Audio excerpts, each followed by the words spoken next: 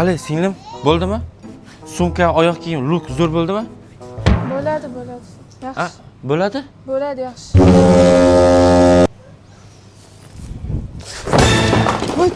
Bo'ladi? Ha?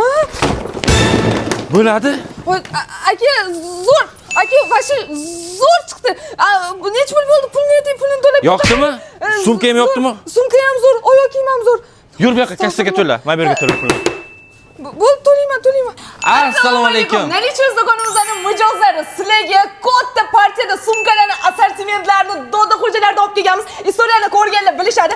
Aynan Hermes sumkamizni xilma-xil variantlardan olib kelib qo'yganmiz. Korobkali variantlardan ko'rib tanlab olsanglar bo'ladi. Xitoy original sumkalardan olib kelganmiz.